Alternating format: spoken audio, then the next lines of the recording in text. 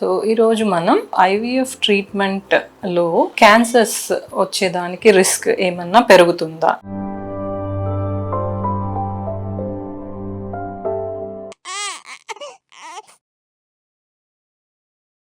Hi everyone, I am Dr. Sahitya, fertility consultant, Matrutva fertility centre Tirupati. Multiple cycles ఐవీఎఫ్కి injections వాడడం వల్ల ఫ్యూచర్లో మాకు క్యాన్సర్ వచ్చే రిస్క్ ఏమన్నా ఇంక్రీజ్ అవుతుందా?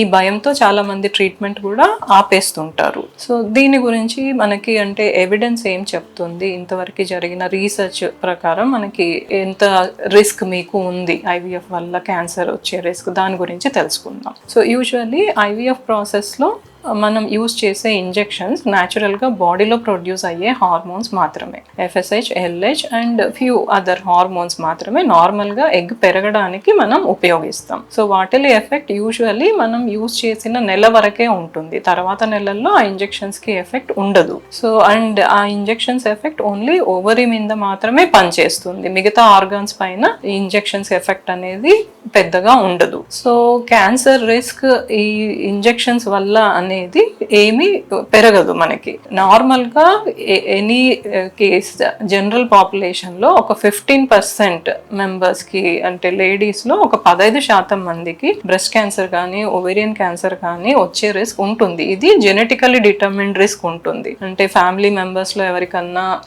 ముందుగా క్యాన్సర్స్ ఉన్న వాళ్ళు ఇట్లా వాళ్ళు ట్రీట్మెంట్కి వెళ్ళే ముందు ఒకసారి స్క్రీనింగ్ చేసుకోవాలి. Screening means breast cancer mammogram చేసుకోవాలి, ఎండోమెట్రియల్ క్యాన్సర్ కోసం ఎండోమెట్రియల్ బయాప్సీ ఒకసారి చూసుకోవాలి, అండ్ ఓవేరియన్ క్యాన్సర్కి కొన్ని మార్కర్స్ ఉంటాయి, అవి ఒకసారి ముందు టెస్ట్ చేసుకోవాలి. మీరు ఒకవేళ ప్రీ క్యాన్సరస్ స్టేజెస్లో ఇట్లా ఉంటే కొన్ని హార్మోన్స్ యూజ్ చేయడం, కొన్ని మెడిసిన్ మనం అవాయిడ్ చేయాల్సి ఉంటుంది.